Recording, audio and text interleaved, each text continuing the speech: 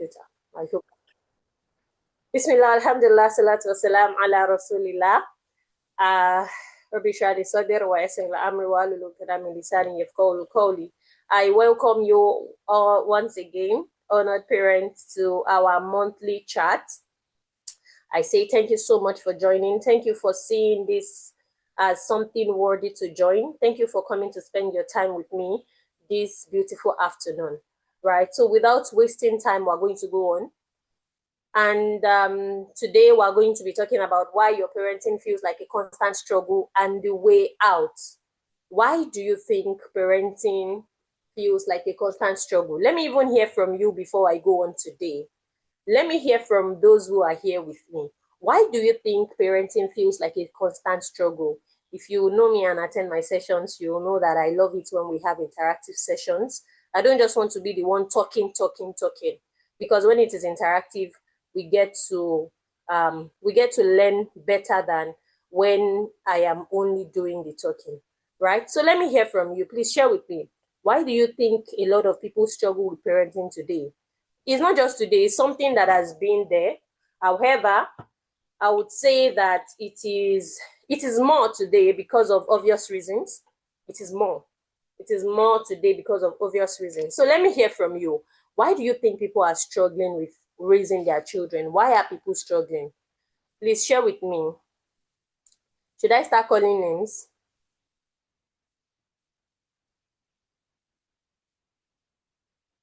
We have about 9 people here now. So yes, share with me. Why do you think people are struggling with parenting? Why do you think parents are struggling? From your own point of view, why do you think inadequate knowledge? Thank you for that. Inadequate knowledge. Let me get 3 more responses or 4 more responses and I will go. At least we have about 9 people here. 5 people should be able to say something before we go on. Yes, with me including 10. Inadequate knowledge is the first thing that I heard. Thank you so much, Ms. Kudro. I see you. Let me see again. Ms. Rodia, Ms. Maria, Ms. Olamide, Ms. Rashida, Ms. Amina, thank you for joining me. So please share with me, Ms. Simirat, Umu Junan, thank you for joining. So tell me, why do you think parents are struggling with raising children in today's world? For me, I also think part of the cause is lack of proper knowledge about parenting. Thank you. For me, presence/availability. Most parents are not present. Thank you. Stress. Okay. Everyone is stressed. Everyone is overwhelmed, right? Like we say in the new balance, the new Nigeria balance of overwhelmed. Everyone is overwhelmed. Okay, I think I've gotten enough responses. Thank you so much. Thank you for your response. Okay, some of us are still trying to use the method that our parents used in raising us. Amazing. Thank you Cora herself, thank you so much for sharing that with me. Okay, yes, let's go on. You see, a lot of the things that we're going to talk about today is not as if we do not know. However, alhamdulillah for Islam that has reiterated to us that reminder benefits the believers, right? And here, even if you've heard something today, if you've heard something that I'm going to be saying today, if you've heard it before, this is another opportunity for you to be reminded about it, right? So that it benefits you. If you've not heard it before, this is an opportunity for you to, take that lesson that you hear and run with it. Run with it like our life depends on it, because our life truly depends on it. Because if we come from the place whereby we understand that our children are trust that has been given to us and we are going to be asked about them, then we'll know that we need to run with it because our life depends on it. Right? Please, if you join me, kindly mute yourself so that we do not have any back and forth at all and we have a very smooth session. Right? So the objective of this session today, the topic we already know, why your parenting feels like a constant struggle, and the way out. And the objective of today's session is not to blame any parents. Like I said, it's to be reminded and to call us back again, right? It's to discuss the reason why today's parenting feels like a never-ending struggle and the things that we can begin to do to ease the struggle and make it more fun. Take note of those things: more fun, fulfilling, and enjoyable. Yes, it is something that can be fun. It is something that can be fulfilling. You do it and you say that, alhamdulillah, I'm happy. you do it and you look at your children and you're able to say that, no, I did a beautiful job. And that's how it's going to be for all of us in Allah, right? So your parenting feels like a never-ending struggle, not necessarily because parenting is hard, but because of several other challenges which we might have never thought of. So now let's discuss them and the possible way out, right? So we're not going to beat around the bush, like I said, we're just going to go straight, right? So yes, from this phrase that I have put here, I'm not saying that parenting is not hard. Parenting is hard. It is hard work, I tell you. However, we are struggling not just because parenting is just hard. We are struggling also because of several other reasons, several other challenges that we don't see as important. That's another those are the things that are there while we're struggling, right? So yes, parenting is hard. I will not take that away from us. However, it's not just because of that. It could be because of several other things, which some of you have even told us, a lack of knowledge, using the past knowledge that our parents use, just using the curriculum, like I call it curriculum, right? Just taking it hook, line, and sinker without trying to see the shaft from the grain, right? So what is the first thing that I have here? Remember, in no particular order, right? We might talk about 5 to 6 of them depending on our time, inshallah. And just like I said, maximum, we're not going to be using more than an hour and 15 minutes, right? We might just use maybe another 15 minutes to take questions if there are any questions, right? So the first reason why parenting is looks like a constant struggle for us is, first of all, because of our expectations. We as parents have very high expectations. What do I mean by that? You see, a lot of us parents, we enter into parenting with an idealistic vision or with a very high expectation of what our children are going to become, of what we want to see from them, of what we want to get from them, and things like this, right? Before the high expectation, it's not as if there is no other reason. There are, but this is what I want to focus on today. A lot of us just come into it just feeling that maybe it's just to raise children. Maybe I was raised and I'll raise that child also, but I'm not going there today. However, getting into parenting, we have very high expectations. You want so many things from your children. So many things, forgetting that your children are just inexperienced beings that have been given to you to guide, to nurture them and to guide them. You see, when it comes to parenting, our major roles as parents are two, is structure and nurture. Structure and nurture. I would appreciate if someone can help me put that in the comment section. Our major responsibility, our major roles as parents is for us to create structure for our children and for us to nurture them. But the truth is that a lot of us link so much into the nurture role that we forget the structure role. And what happens when that happens? What happens is that we are going to have these high expectations and we're not going to be giving it what it takes to meet that expectation. Don't get me wrong. Expectations are fantastic. It is very good for you to have expectations of your children, right? I expect that my child will be able to do this and this and this and this. I expect that this is going to happen. I expect that you shouldn't do this. I expect that you should know better. Expectations are wonderful. However, if we do not put the necessary structures in place for us to make sure that our children are well equipped with the tools to actually get to that expectation, then we're making a very big mistake. So your expectation of your child are high. But the problem is that we are not equipping them with the tools to meet up with the expectation. The truth is that it's not as if we're not just equipping them. We do not even have the tools to equip them to meet that expectation.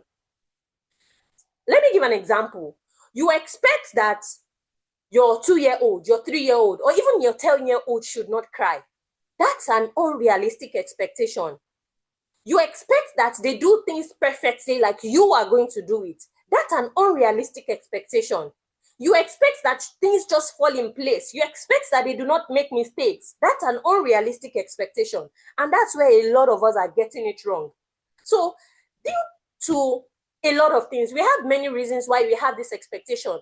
Our own parents didn't have some of the things that we are battling with today. For example, even if our parents have expectations of these are the things that I expect that my children would be able to do at so age, at this time, and things like this, They are not pressured. They do not have that online pressure of, hey, I saw a child, he's just 2 years old, he can read 1 to 1 million. I saw a child, if you see how he was speaking phonetic, I saw a child online, if you see how he was doing this, I saw a child online, he could do this, he could speak, he was confident, and things like this. They didn't have that pressure, but we need to accept the reality that we do have that pressure of, we see so many things, so many fascinating things, but the question is that, whatever it is that you have seen online, do you know the work that is behind that thing? That's the question you need to start asking yourself. We come to that place whereby we compare. Let me not, go into that. Let me just focus on this expectation, first of all, before I go into other things, other reasons, right? So these expectations are there, but we are not equipping our children with the tool for them to be able to meet up with these expectations. These are the things we want to start to look at. So you want to ask yourself today, something that you have corrected your child for this morning, just this morning. Yes, they are on holiday, and most likely they will be there with us, except, okay, maybe mine have gone to madrasa, and I know that, maybe a lot of people also, their children have gone gone for madrasa. But I want you to ask yourself this morning, as we talk, I want us to reflect. That thing that you have corrected your child for today, have you taught that child well enough? And when I mean teach, because that is what discipline is, right? But we're not going there. Have you intentionally taught that child for like a month? And when I mean teach, I am not saying correct. No, that's not what I'm saying. I'm not saying correct your child for it. I'm saying, have you intentionally taught that child that thing? Think about it. If you feel that, I've taught this child now, at least we still spoke about it last week, Saturday. We still spoke about it yesterday. Ask yourself, what means have you used to teach this child? Have you sat down in a gathering to see that, okay, yes, these are the expectations. These are the things that you need. This is what you should be able to do. For example, now, I expect that by the time my child wake up in the morning, right, when they wake up, they know that, okay, yes, the first thing to do is to brush their teeth, to make ablution. Maybe my child is over 7 years, right? Have I been able to say that, okay, yes, for you to be able to do this, I am going to create for you a routine, and I am going to paste it. And once I paste it, the moment you finish doing this, you go and give yourself a star. And when I wake up, I want to know that, or whatever it is that I am able to check, even if it is not a star, I want to see that you have been able to tick it, that, okay, yes, I've done this. This is the next thing that I am going to do. That's just an example. I'm not saying correct. Yes, I know that we can constantly be in that place where yes, I told you that you should always brush your teeth. I told you that you should. I'm not saying that doing that will make it perfect, but I'm just talking about, constant struggle, something that you constantly struggle with. Have you created that tool? Have you given your child that tool for them to be able to meet up with that expectation? Have you equipped them with it? These are the things I want us to think of. You see, children are naturally curious. They are naturally opinionated. They can be very unpredictable, right? Something that you've taught them and they are getting right. You just suddenly see that there's a switch, there's a change, and you start looking at it like, what exactly is going on? I thought we've treated this before, right? And that's why you need to continue to be a teacher, someone who will continue to teach until they get it. Until they get it. I don't want to start going into even us as adults. We have a lot of us that are into various types of coaching and things like that. And our coaches will tell us one thing 1,000,001 times and we'll not still get it. It's not because we don't want to do it, but maybe because we do not have that willpower. We do not have that ability to do it yet.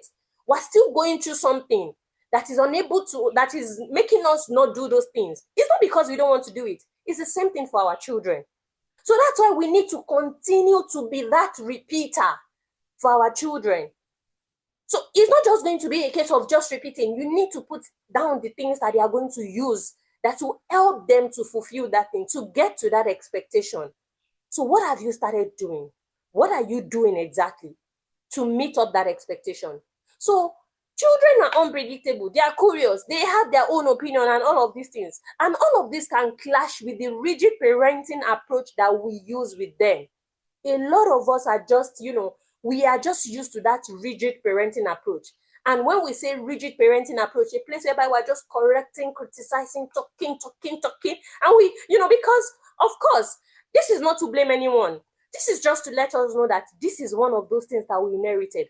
And that's what one person said, that we want to use the methods that our own parents used, forgetting that we are raising Generation Alpha.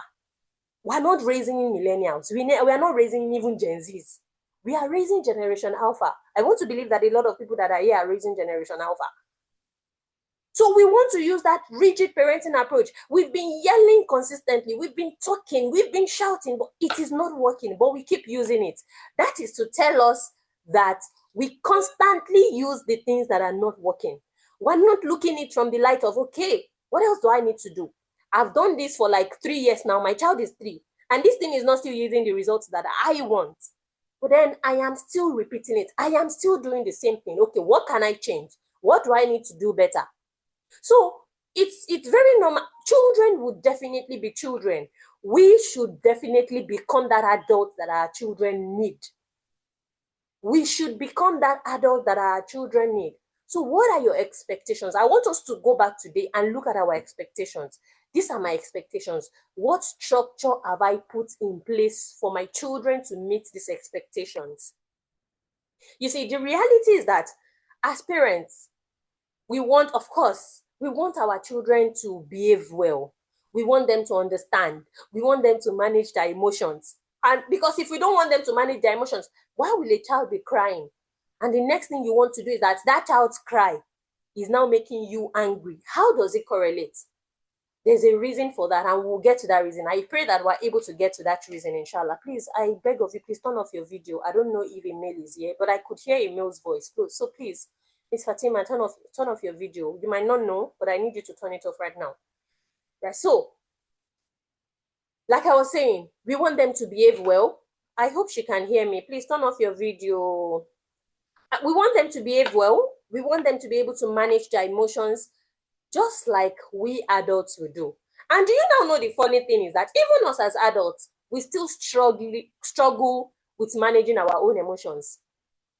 Right? We call it the toddler, the adult tantrum. Our toddlers throw their own tantrums, but even us as adults, we throw our own tantrums also. We're unable to put ourselves together. We do not understand the fact that if we actually want things to be clear, both to us and our children, we need to be in that place of calmness. Because the only time we can get clarity is in calmness. It is when you are calm. It is not when you are everywhere. But the truth is, oftentimes, even if we do not want to be everywhere, we're constantly everywhere. We're constantly in that place whereby we feel that we don't have a control over it except you scream, except you shout. So all of these things happen. But the truth is that children will always fall short. Who will help us write that? Children will always fall short. You see, we like it all. We hate it all. We embrace it all. We don't embrace it all. Children will always fall short. And that's because they are inexperienced. They do not have the experience that we do have. Even those of us that have experience, we are still falling short of a number of things that we can't begin to talk about today. And that is to just explain to us that there's nothing like, okay, yes, this my own child is perfect, so everything is going on, everything is fine. No, it does not work that way. So they will fall short, and will fall short over and over again because they are still inexperienced. Not until they learn what makes them to behave better. Let me give you an example for that. I'll still go back to this toddler tantrum. Your child will not drop a particular behavior or a particular thing until they learn something higher. Your child will not drop a particular behavior until they learn something higher. Right? So, your child is constantly crying for everything. They are constantly crying for everything. They are throwing tantrums. They will continue to cry for everything, even if they become 10. If they do not have that skill of communication, of saying, this is how I feel right now, and I feel very upset about it, and I'm not really happy about things that is going on around me, they will continue to cry. Yes, they will continue to cry. Thank you. Yes, they will always fall short. Not until when they develop the skill for them not to fall short in that particular thing. Are we getting that? Not until when they develop that skill. Not until when they have a higher knowledge of, okay, yes, this is how to do it better. So, like, prepare your mind for it as a parent. And that's why we say it is hard work, because it is not easy to correct a child 1,000,001 times and to keep correcting them. And that's where consequences comes. But that's not where we're going to. It is not easy. And that consequences is not to punish them. It's just for them to be able to think that, oh, if this happens, mom is going to do this, dad is going to do this. We're going to talk about predictability. But we need to understand that children will only be able to do better when they learn better, when they learn something better, when they learn a higher skill of, okay, yes, this is how to do this thing. So your child is having a meltdown, and you also start having a meltdown because your child is angry, and because they do not know how to control their emotions yet. The only thing that is working in their brain is still their amygdala. That is what is still functioning well. And your child is, the way they throw, they flap their leg, they do everything. And what happens? You just, oh yeah, stand up there. That's what happens. But the truth is that you as an adult, you have a higher skill, or you should have a higher skill that helps you to face that situation in a better way. Are we together? Because you can't compare your child's brain, whose amygdala is only working, to you who have your prefrontal cortex already. Yes, it can be very challenging, but we need to get to that place. And that's why it needs to be a continuous thing. You can't just say, yes, I've learned it in the past. If you do not practice what you learn, there's no how it's going to leave you. So you as the adult need to be in that place whereby you do better. Okay, yes, this child is throwing tantrum. Probably things are not going. She's frustrated. She doesn't know how to approach things better. Okay, yes, I as the adult, I'm going to approach this, help them to understand that, okay, yes, is this why you are angry? Is this what is happening? Is this what the problem is? Okay, I feel you. I understand it when things are not going your way. However, come, let me hug you. You see, these things, is if it feels, or yes, it feels easy when it is being heard, when we hear it. It feels difficult to put it in practice because we never experienced it. We'll get to another reason why this parenting thing, why it is difficult, because we are parenting from memory, not from mastery. That's another reason. But when we get there, I'm going to explain it better. These things are not easy for us to do because we didn't experience it. So we see it as Taluwaraye, who has the time to do all of those things. Yeah, I don't have time. However, the results that you want is in that aye that you are not providing to actually help them to calm their meltdown, whatever it is. So it simply means that, yes, your child as a child cannot stay calm in chaotic situations, or in frustrating situations, and you as a parent also can't keep calm. So now it makes you equal. Yeah, it brings you into equal because it's the same thing. Your child is going through a meltdown, they are everywhere, and you're also, you're angry because of that, and you're also going through that adult tantrum. Then both of you are now throwing tantrums. So what happens? The problem is not still going to be solved. The challenge is still going to be there. Then what happens at the end of the day? You beat that child or you hit that child. You do anything that makes this child, stop it now. But what happens again? It keeps repeating itself. Why? Because the child does not have the skill for them to meet that expectation, and you are not also equipping them with the skill to meet that expectation. So unrealistic expectation is from the place of a lack of self-awareness. You are not aware enough. You do not know. It could be because you do not have the knowledge yet also that, okay, yes, this is what I can do to actually keep this child calm. Or the place of ego. I will never say sorry to her. What do you mean? Me too. Things don't go my way now. What? You don't understand the fact that you as an adult have the tool better than they. They do not have it yet. So a lot of us were not raised to be self-aware. Yes, including me. And that's why you constantly hear people, millennials, you constantly hear them say, we need to become aware, because when we become aware, that's the only place we can do better. If we are not aware, it's going to be a problem. So for you to embrace intentional parenting, for you to be able to say, okay, yes, I want these things to work, you need to be self-aware. How do you become self-aware? The things that now I am talking about why we struggle, and I'm talking about the way out, because I won't come back. We'll just talk about it as we go so that we do not waste time, right? So how do you become self-aware? Before we go there, you see, unrealistic expectation, like I said, is more about your own ego than your child's ability. Let me give another example apart from meltdown and all. Your child is in school. He has come with a particular homework, and that child is unable to do that homework. And because of your own ego, because you want to be able to say that my child can solve the whole of the maths in this world, and that child cannot solve it, you beat that child. You cannot do it. You see, those that are doing it, or those who came first, you know that pattern. We all know it. We all are used to it. It's something that we've at a point in time, even if we didn't experience it personally, someone around us has told us their own experience of. Those that are taking first, are they taking, do they have 2 heads? Do they have 3 heads? It's not because that child is not doing well. It's because of your own ego. A lot of the time, because parents want to boast with the fact that, hey, my child can do this. They want, other parents to be able to see it. They want neighbors to be able to see it. They want classmates. They want everyone around them to be family members and all. A lot of the time, unrealistic expectation is because of our own ego, because we want to boast, because we want to say, that's my child. I'm so proud of that child. So we're constantly in that place where we expect so much. Remember the first reason why I said that, that expectation is not something that is good, because we are not equipping them. That's separate.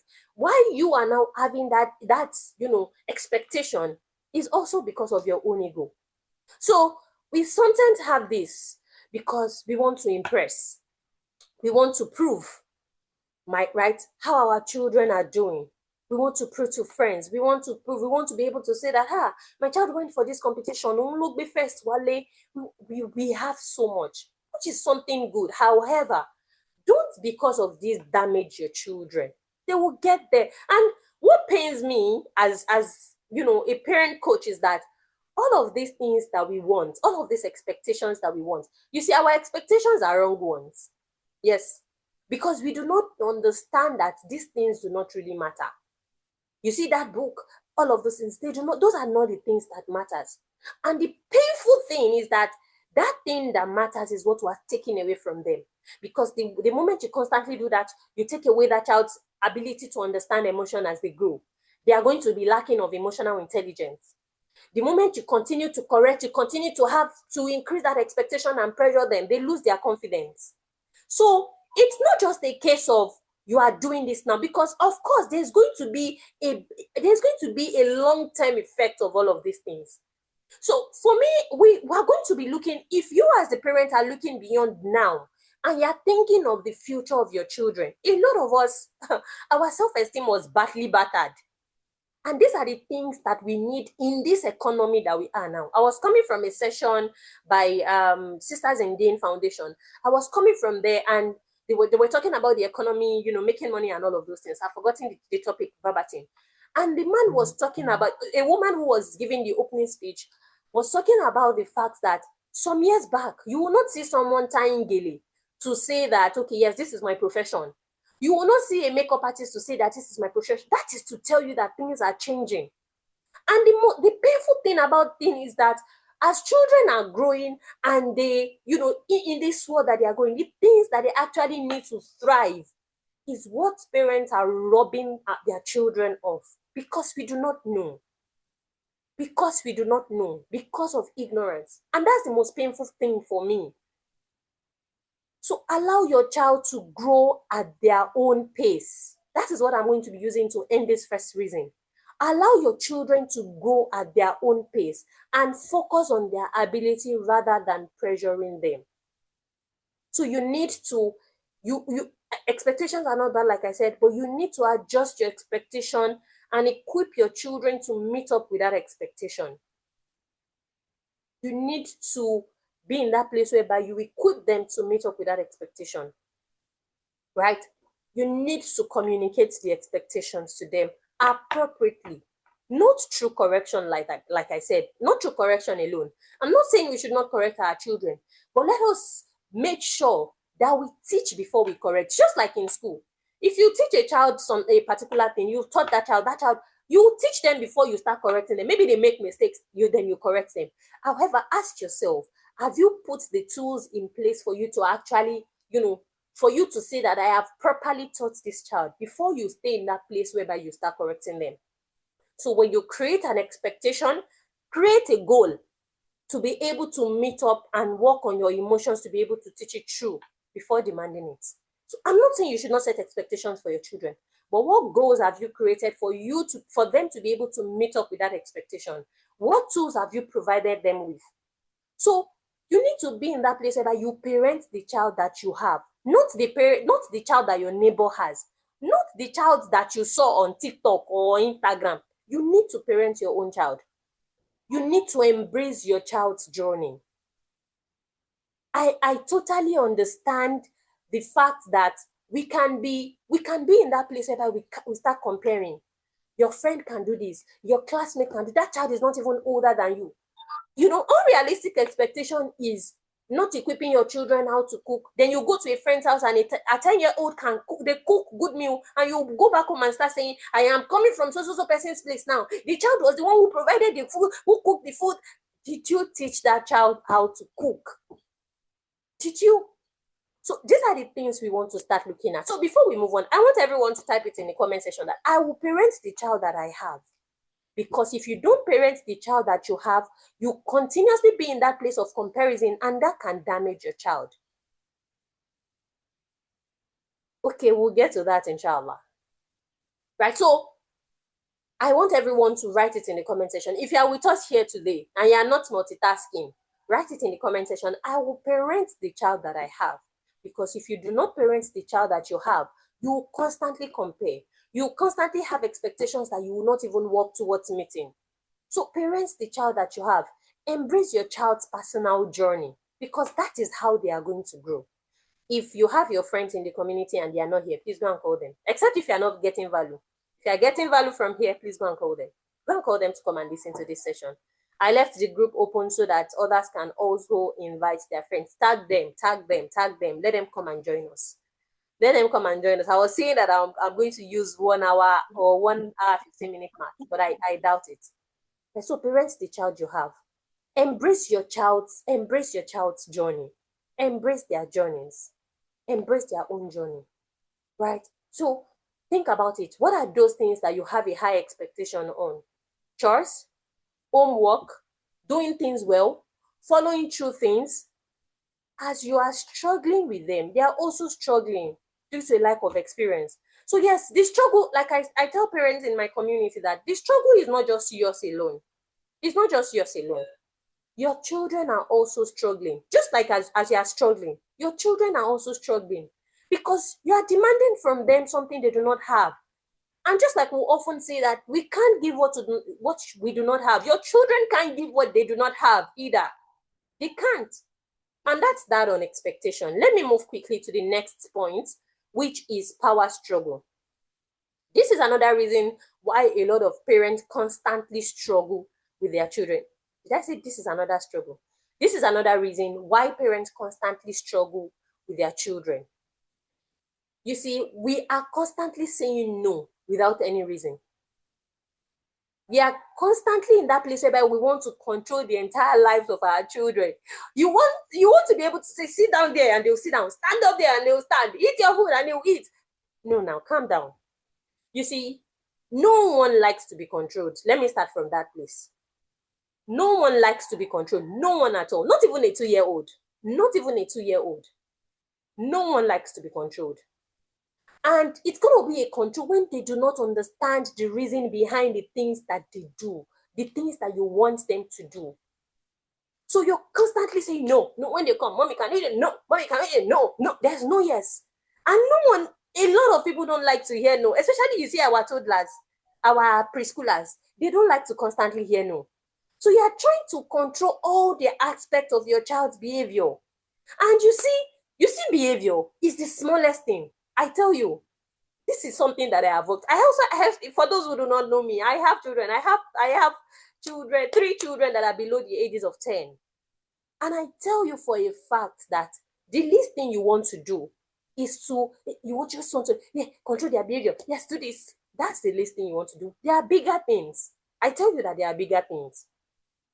So when you're constantly controlling your children, when you're constantly saying no, when you're constantly in that place whereby you are the one, you know, you are the alpha and omega of everything in your home, and you're constantly controlling your children, it is going to lead to defiance. Your children are going to be in that place whereby they are going to be defying everything that you talk about, everything that you say.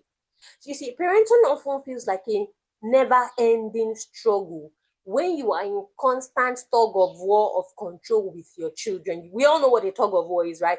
You pull it, they pull it back. You pull it, they pull it back. You are constantly going to continue to struggle. That struggle might not end, except they leave your home. And you know what that means. I don't want to go into the intricacies of people who left home, because I don't just want to go back to that house. They just want to control my life. They just want to do everything. But we don't want to be in that place. For the fact that our children are leaving home does not mean that we should lose connection with them. So children, most especially when they are older, they begin to seek autonomy. What am I even saying? Scratch it. Your 2 or 3-year-old, you tell me now, share your experience with me. You will give them a particular clothes. They will tell you that, mommy, this is not the clothes that I want to wear. I don't like this one. Your 2, 3-year-old. Am I the only one on this table? Am I the only one experiencing this? Or was I the one who experienced this? Tell me. You will tell them, wear this particular clothes. They will tell you, no, I'm not wearing this clothes. It's not fine. I don't know. Was I the only one who experienced this? Maybe my own parenting was from the No, they will ask my own child. She will ask me, it's not my favorite color. She has her favorite color. Thank you. Exactly. And that's exactly how it is. They do not like to be controlled. So if you're constantly in that place whereby you say, no, hey, so what do? You give them choices. You see, apart from having calmness, apart from having that tranquility in your parenting, you see, giving your children choices can mean a whole lot of things until adulthood. Let's continue. So many children, like I said, they don't want to be in that place whereby they are constantly being controlled. They are constantly telling, no, this is what you should do. This is how you should do it alone. This is the only way that can work, and things like this, right?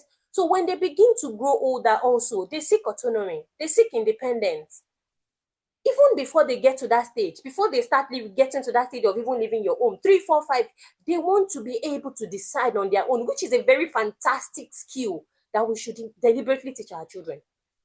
In the community, we had a whole month where we read about independence. We read about, we learned about how to make our children independent, whereby they do not depend on us for everything. Because if they do, they will stress you out.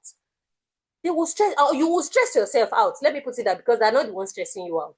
You will stress yourself out. I'm not taking away the fact that I was still sharing with my community people. I was sharing a video of my children with them. Say, if you think that as a parent coach, we have it all perfect, is a lie. It is not true. Being intentional just means that we are in that place where we know the tools to use. We have the tools to use. We are equipped with the tools to use. So as I was saying, you need to be in that place. When you constantly control without any form of negotiation with your children, without any form of reflection with your children will rebel. They will rebel.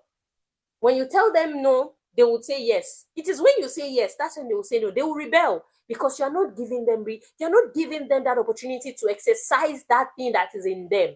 It is normal in them. It is in them. Allah has given it to them. So you are taking it away from them, and they are not going to have it. So children will rebel with only rules, but will thrive with values and principles. And that's why I said that. You see, controlling behavior is a list of things you want to do. Rules are going to be broken over and over and over again if that is the only thing you're operating with in your own. But your children are going to thrive when you lay down values, when you lay down principles. When they understand that this is our family values, this is how we uphold it, this is how we should be, these are the principles, and we run with it. It's easier than just giving rules. No, don't do this. Yes, do this. Yes, do this. It just means carrying them along. If you carry them along, it is easier for them to do the things that you want them to do rather than just order them around. So there's going to be power struggle. They are going to rebel. You see, control is a short-term fix. So no, sit down there. No, listen to me. It is a short-term fix. Your children might probably listen to you. They might probably do the things that you want them to do. Please turn off your video. I beg of you. I don't know where this video is going to reach. I don't know if men are going to listen, but please turn off your videos, please. Right. So when you constantly control, without any form of negotiation or reflection, like I said, your children are going to rebel. So control is a short-term fix, but connection is a long-term solution. Who will help us write that in the comment section? Because of people who learn from words. What do we call them? So control is a short-term fix, while connection is a long-term solution. You see, you cannot begin to imagine what connection can do between you and your children. And that's why parents in the community, they are here. We give connection tools every day, every single day. Every single day, there's a connection tool. Oh, I'm just seeing you, Teacher B. Thank you. Shout out to you. So there are connection tools every day because we understand the place of connection. We understand that connection is that long-term fix for a lot of parenting struggles. You need to connect with your children. You need to connect. Like, connection is just like that fuel that is going to help you to fire whatever it is that you want to fire in your home. And that's why I have two boys. For me, personally, I love sports. I will play football with them. Why? It's not because I don't have what I want to use my time for, but because I understand that it is the place of connection that will get me to every other place in my parenting journey. Thank you, Ms. Rodia. You are ascribed today. Thank you, Ms. Fatima. Control is a short-term fix. Connection is a long-term solution. Let us all embrace it. You see, apart from that, we need to understand the fact that one thing that we struggle with as parents is that we do not have the patience to connect with our children. We do not have the patience to go through the process of connection with our children. We want it suddenly. We want the result sharp, sharp, sharp, sharp, sharp, sharp. And it's not just in parenting. I tell you, think about it. It's not just in parenting. It is in almost everything that we do. You are an entrepreneur. You find going through the process of building that business, you find it difficult. It's not just in parenting. This is an all-round thing.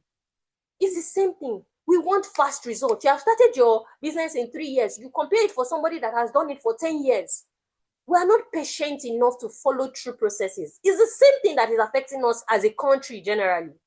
We want fast results, sharp results. We just want everything like that. But it's not going to work because there's a process that needs to be followed. And if you do not follow the processes... I don't have you. Oh, that orange and white is just mute yourself for iPhone. It's not your name, but I've muted you.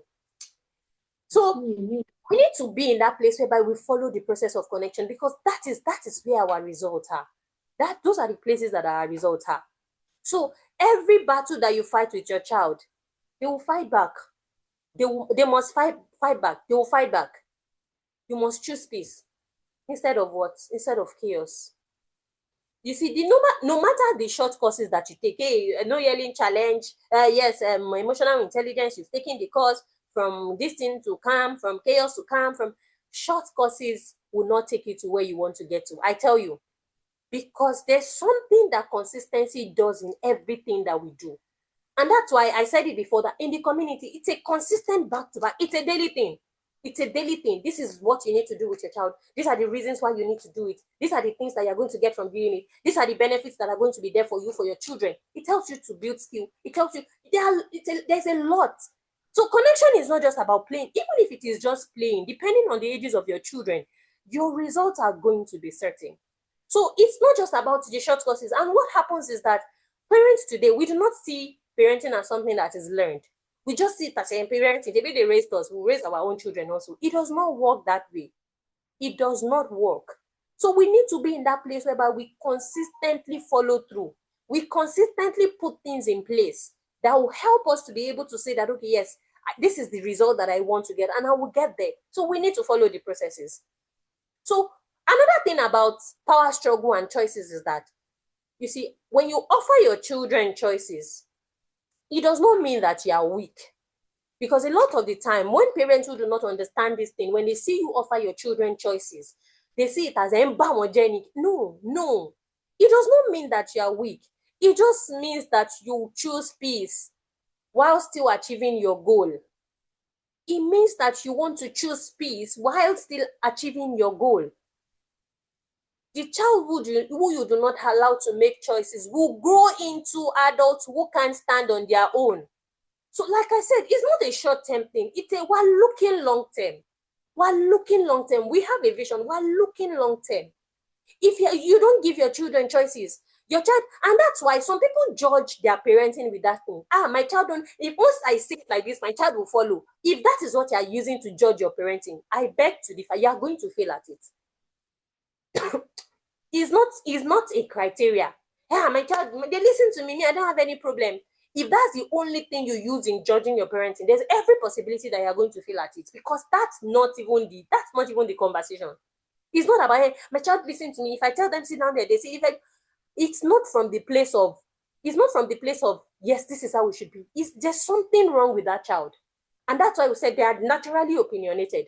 So because you said A, your child also said A, you said B, your child also said B, and you feel that everything is good, it's not true. You are robbing your children of a lot of things. So a child who you do not allow to, who you do not give choices to choose, who you do not allow, they are going to become children who will not be able to stand on their own. When a friend tells them, hey, it is A, when a colleague tells them B, they cannot differ because they have not been trained to differ. Of course, respectfully. They have not been trained to see it, okay, yes, we have this choice, what should we go for, what should we think about? That's what is going to happen. So enough of you want to struggle, you want to do this, just listen to me and just go like that. No, it's not going to work. So apart from the fact that you are going to struggle in your parenting if you don't offer your children choices, you are also you are taking away that opportunity for them to be able to differ with people. They will not be able to stand on their own as they grow. So you need to stop fighting your children and try something else. Try something else. When we say you are fighting your children, when you constantly beat your children, you are fighting them. It's not physical fight. Of course, they will not. They are trees. They will just stand there. No matter what you do to them, they won't go because you are their parents. So stop fighting your children. Start doing the things that work, because that is where your result lies. When you stop trying to control their every move, you start teaching them how to think. You start teaching them how to think. But if you're not giving them the opportunity to choose, okay, look at this one. Is it this or this one? Okay, yes, if I choose this one will last long. This one will not. You are robbing them of the skill of independence. You are robbing them of the skill of thinking, of problem solving. You are robbing them of a lot of things. So these are the things we want to start to look at. So the third reason why we struggle is inconsistent boundaries. You have taken the lights, so just bear with me. I hope that I am still audible. Right, so inconsistent boundaries. If values, rules, and consequences are unclear, everything will be inconsistent. Let me say that again. If values, rules, and consequences are unclear, everything will be inconsistent. And inconsistency and unpredictability are two enemies of parenting. Let me explain. A lot of the time, we pride ourselves in our inconsistency as parents. Do you know what I mean by we pride ourselves in it? You know, we say something like, come on, your mommy,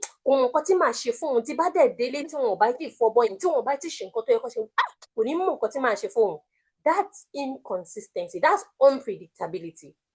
A lot of the time, we say it because we heard it growing up. But it's unpredictability. If your child does not know what exactly you are going to do, if they mess around, if they make mistakes, if something happens, you are not predictable. And if you are not predictable, it's a big problem. What is going to cause your unpredictability most of the time is due to you not being able to put yourself together, not being able to control your emotions. If you're unable to control your emotions, your child will do one particular thing today, but because you're in a very good mood, you let it slide. That same thing, or even something worse, or even something that is not even up to what they did today, they will do it tomorrow. And you are everywhere because you are not in a good mood. That is unpredictability. And that's why emotional intelligence is at the heart of parenting. If you are not emotionally intelligent, you are going to miss it with your children. You are definitely going to miss it with them because they don't know what to expect. If you're in that place whereby, you know, your child has done something, right? And they can't say exactly. They are, hey, my mommy will kill me, my daddy will do this, and things like this. You're unpredictable. And your unpredictability will cost your children so much. Let me talk a little bit. Let me say my story about, inconsistency and unpredictability. For those who know, I've not been with my children for about close to 3 years now, not completely 3 years, because we were seeing and there was break in transmission and things like that. However, before we separated, there has been routines. Okay, yes, these are the things that we do. I put a lot of systems and structures in place for my children because I believe that is where my own peace comes from. So it has been like that. But when I am not around, of course, it's not possible for my husband to continue with all of those things. There's a break. Then I come back again. I start all over again. I tell you that the most exhausting part of my parenting is when I join them again. Because what happened? All that I have been able to teach them, that I was able to take my time to take them through, they do not have it again because they have not been consistent with it.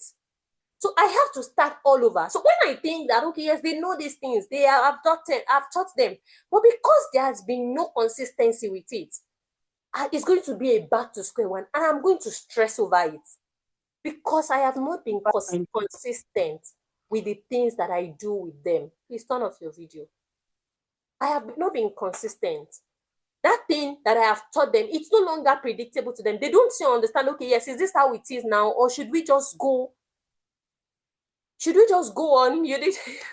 I'm happy that you are able to at least see your mistakes and you are able to say that, okay, yes, these are the things that we need to start to do. It's self-reflection, and I love it, right? So if you're not consistent, that's just my own short story. You need to be in that place whereby you are predictable, you are consistent with your boundaries.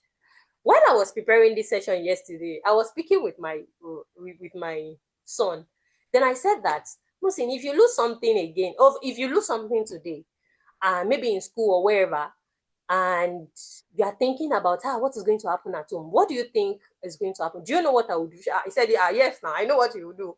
I said, what will I do? He said, you tell me that you have to look for it too, and if you don't look for it, you go and face the consequences. I said, what will be the consequences? It is whatever I will start saying that I will go and face, or I will use my money to buy it. He understands. And the truth is that all of these things is helping them to build skills. It's helping them to build responsibility. It's helping them to build discipline. If they are not in place, there's going to be a problem. So you need to be in that place whereby you are predictable. Unpredictability is an enemy in parenting. So you see all of those, I'll do this. They will not know what I will do. It's just our own, lack of not knowing, not understanding what that causes in our children. So please, when you put your bound, don't say, okay, for example now, because you have your phone is 100% full, your child picks it up, they want to watch this thing, you say 100%, watch it. Then maybe the battery is now low. You now say, no, don't watch it. You are not consistent enough. Your phone, for example, is not even something, it's not a toy for your child. Or you're in a very good mood, that client has just paid you, you've been looking forward to it, you give them everything. Then because that person did not pay, whatever it is that you do is mostly based on your emotions. You are going to continue to confuse your children. So these are the things you want to start to look at. Your boundaries are often based on how you feel. That's you being inconsistent with your boundaries. If your child is panicking when they make a mistake and they don't know what you will do exactly, that's inconsistency and unpredictability, right? When your discipline is inconsistent, you don't blame your child when they are confused. You need to blame yourself for being unreliable. Because when we talk about discipline, it is about trust. It is about being able to say that my mommy will never do this. And this is exactly what they are going to do. So discipline is not punishment. We've said that before. It's not yelling. It is trust. Your children should be able to say that, okay, yes, this is exactly this is the consequences that I'm going to get for my actions. So a lot of the time, when we think of gentle parenting, intentional parenting, we feel that it's something like, we feel that, hey, it is like the easiest thing. It is not easy. My dear sister, it's not easy. However, that is exactly where the results that we want, that is exactly where it lies. So discipline is about trust. It's about being consistent with the things that you put in place. You have put the rules in place. You have put the values. You are consistent with it. Let your children be able to feel the tangibility of your consistency. Let them be able to say, I know that my mommy will show up. We have a PTA meeting today, and I know that it will show up. I know that she will show up. If she doesn't show up, then something is wrong. We have to be consistent on our parenting journey, because if we are not consistent, we are going to cause confusion for our children. It just simply means that we are not reliable. It means that we are not reliable, right? So you need to understand, it's not when you are motivated to do it. It's not this is for everyone. It's not just when you are motivated. Motivation will not take you everywhere, anything at all. This is something that we've probably heard from people, from business coaches, from this, from that. If there's anything that you want to build, you want to make your parenting something that you are proud, something you can say that I did the work, it is not by motivation. It's by showing up regardless. Excuse me.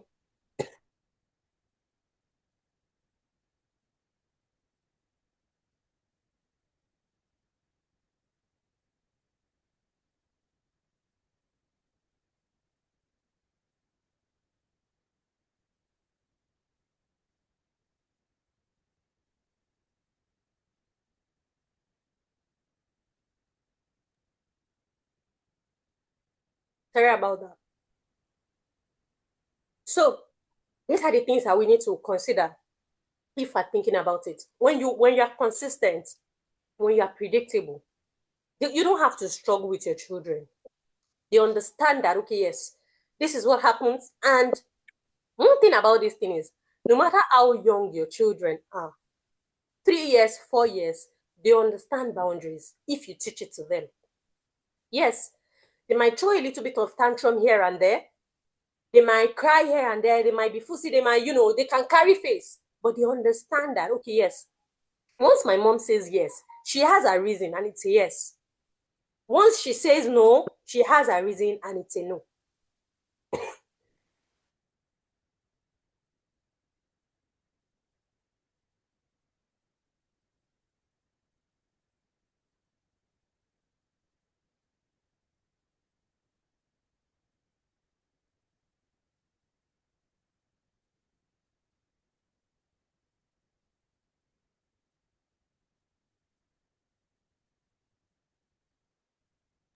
Yeah, sorry about that. I needed to get water.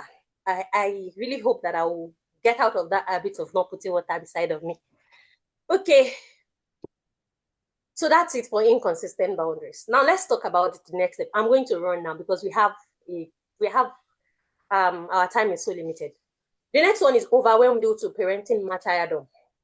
Oh, someone said this before, right? Stress, overwhelmed, right?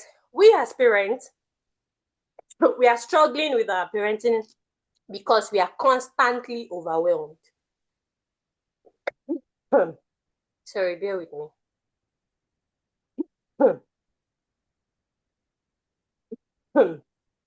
Yet, of course, there's a program. Yes, Ms. Zara, there's a program for us that we can use to implement all of this. And I'll talk about it after this session, inshallah. So please be patient enough so that you can get the information before we leave this session, inshallah. Right, so we are overwhelmed due to, yes, there's so many things that cause overwhelm, but what I want to talk about is parenting martyrdom. You see, an important skill that eradicates overwhelm in parents is emotional intelligence. Please ignore my slides, right?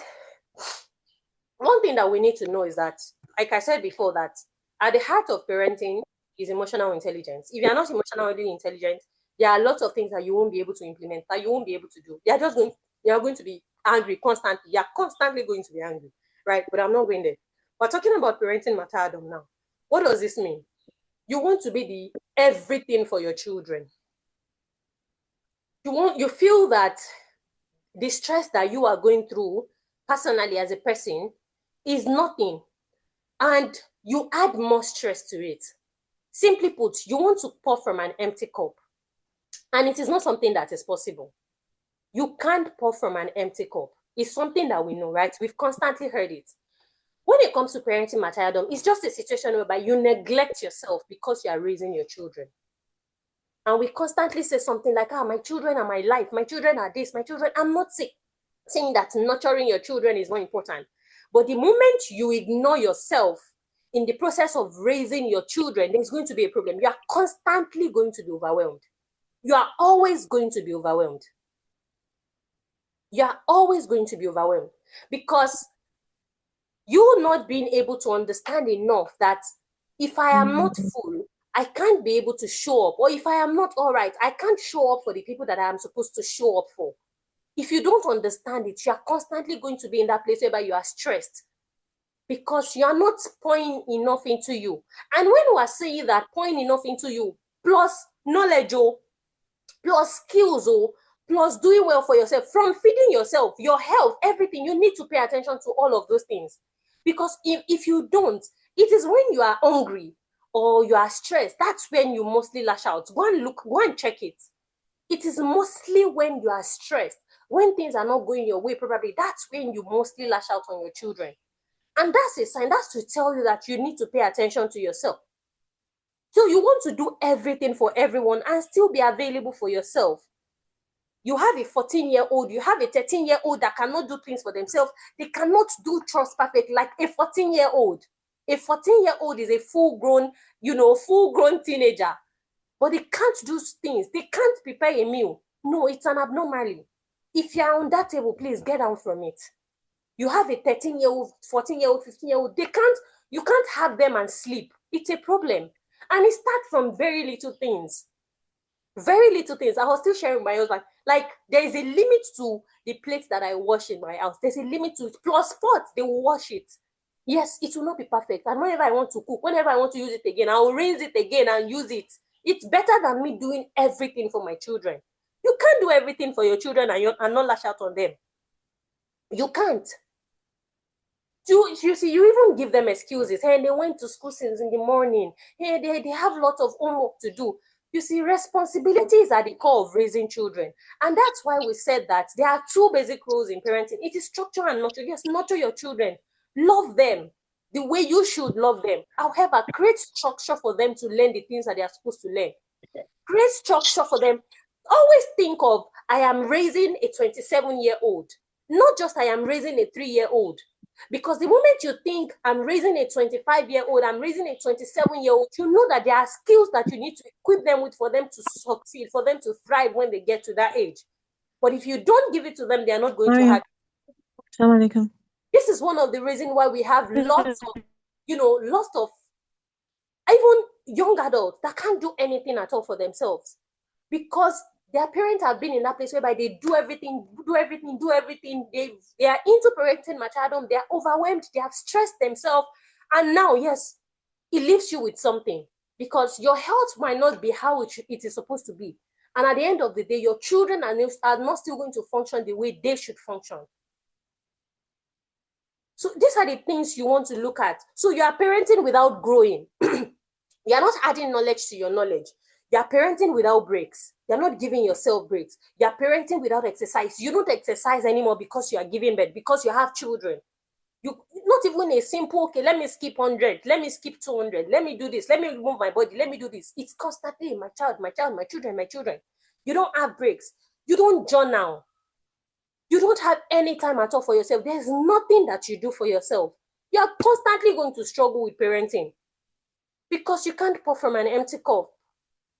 So you want to begin to ask yourself today, what self-development choices are you making? How are you refilling your own cup? How are you prioritizing yourself? Because self-care is not selfish. We've heard it several times. So how are you doing all of these things? And in the process of doing these things, you are not also carried away saying, I must enjoy myself, I must do this. I am not doing the basic things that you're supposed to do with your children. There must be a balance. You must strike a balance. Because if you don't, there will be emotional exhaustion. So there are lots of things that happens like that you constantly be in that place. But at the end of the day, you are going to be lashing out to your children. You are definitely going to be lashing out because you are not doing the things that you are supposed to do for your own self. So think about it.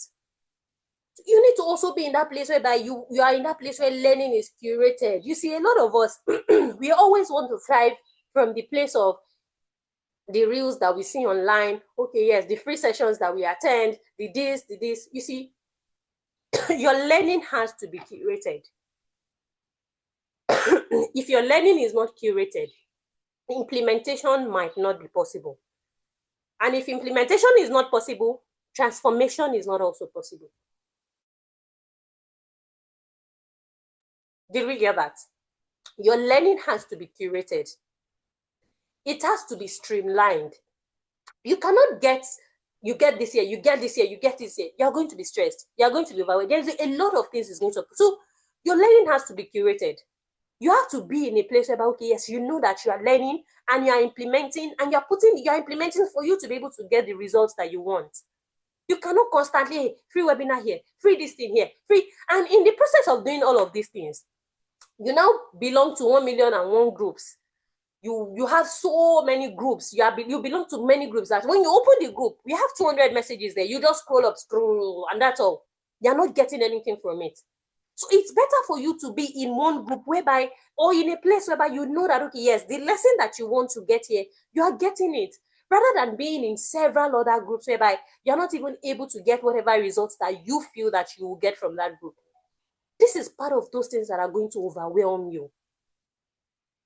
It's going to overwhelm you because your learning is not curated. You're just learning, but you're not implementing. And if you do not implement, there's no how you want to get results. So I'm not saying free classes are wrong. I'm not saying free classes are bad.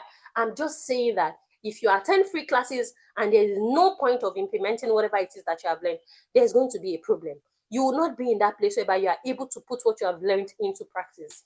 And the last point for today, before we go, our time is fast spent, is that you are parenting from memory and not from mastery. We said this before while I was talking about the first session, right? You see, negative parenting memories are supposed to be replaced with knowledge.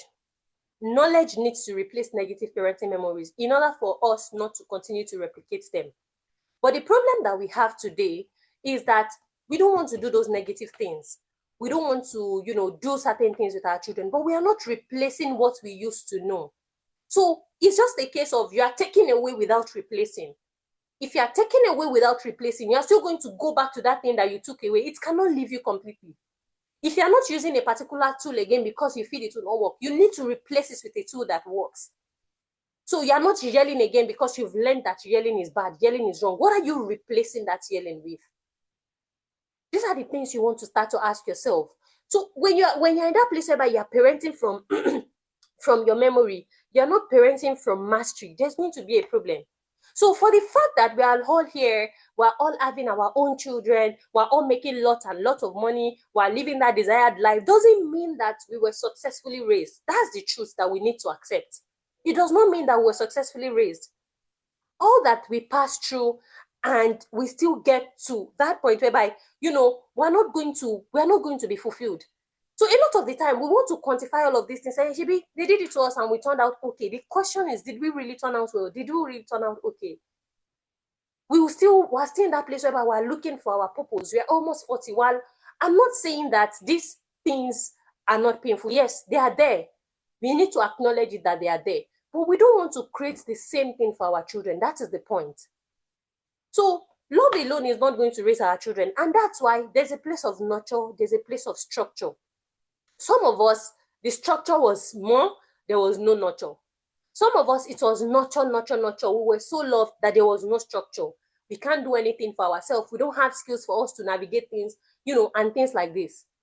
If we're in that place whereby we keep parenting from our memory, from those things that we just learned growing up. And the thing is that those things are unconscious. We learned them unconsciously, so they are always there.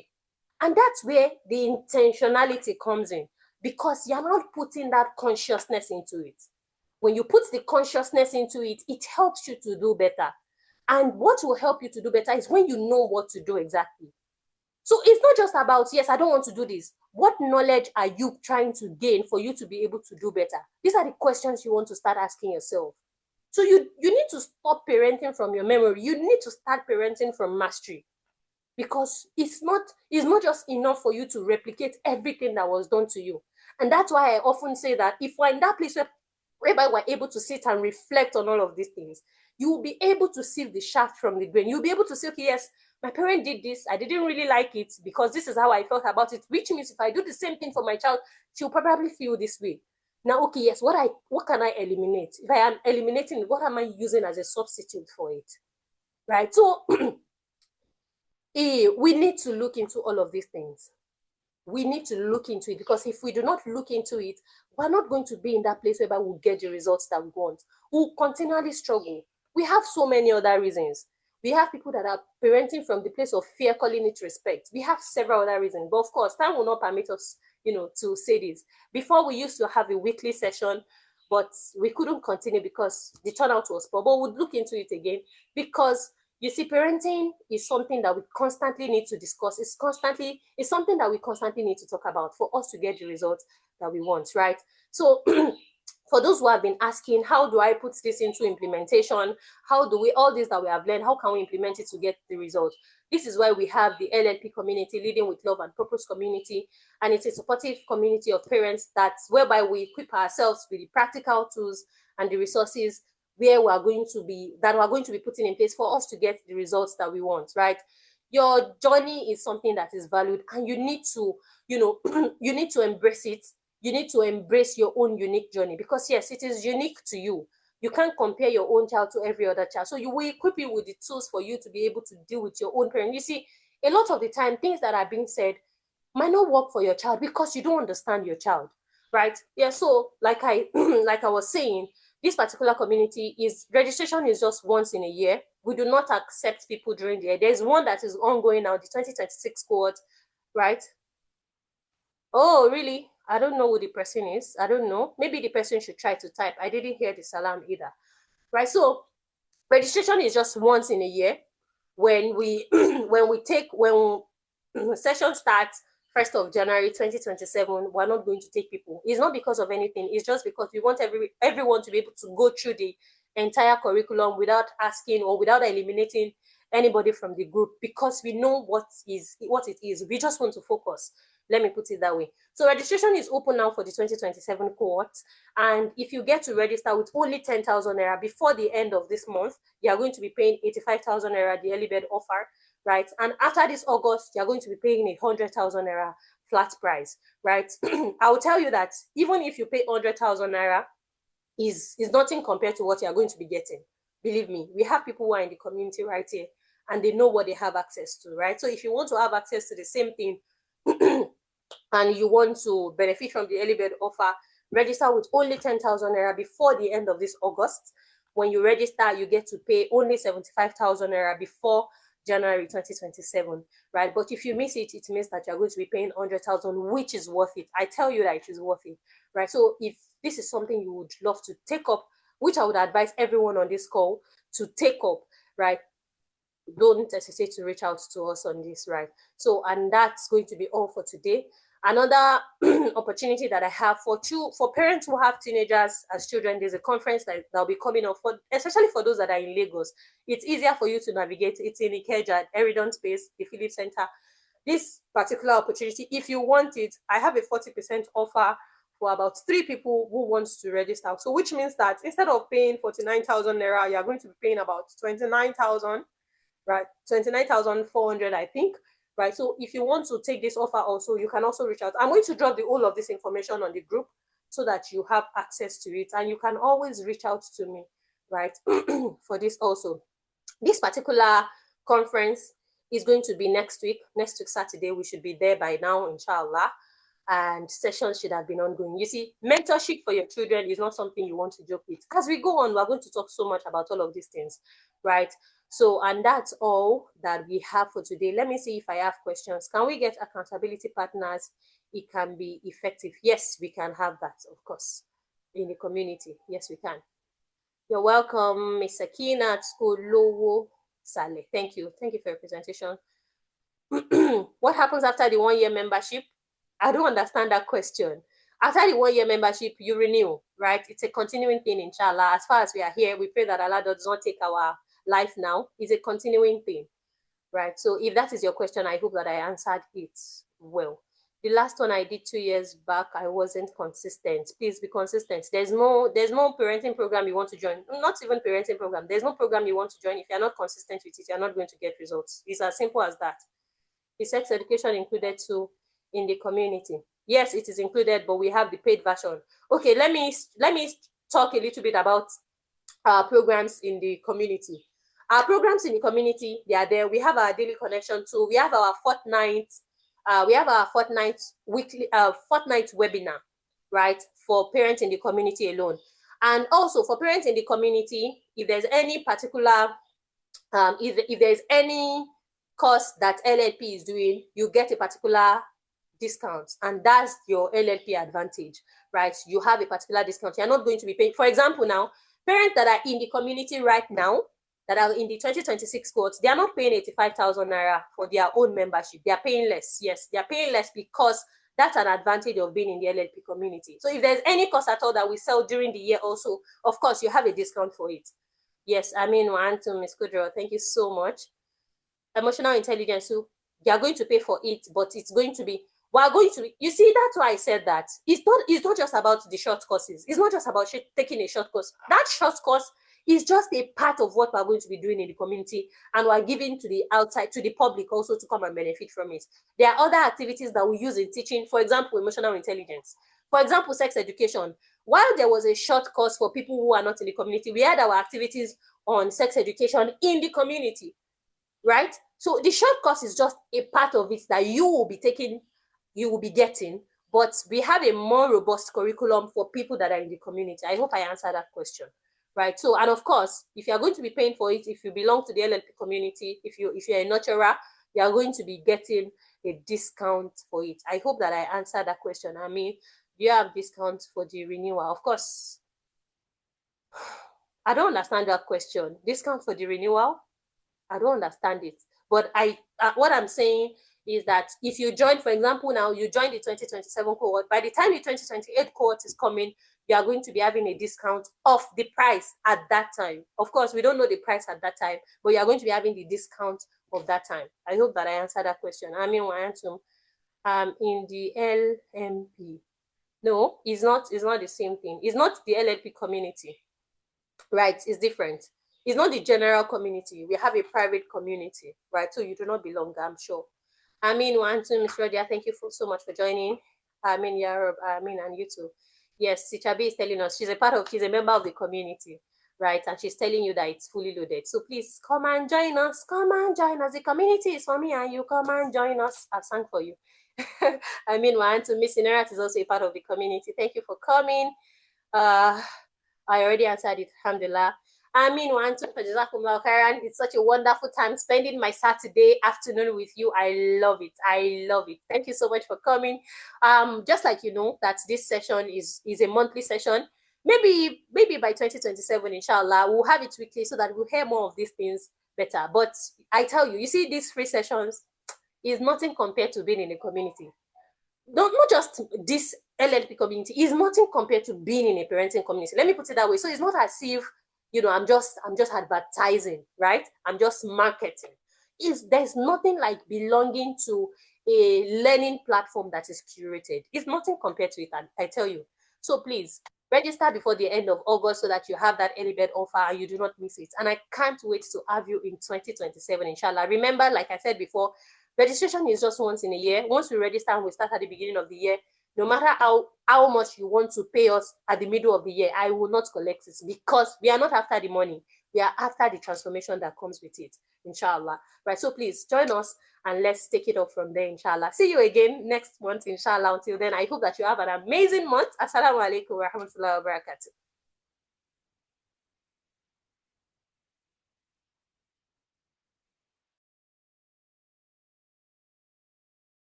السلام ورحمة الله وبركاته.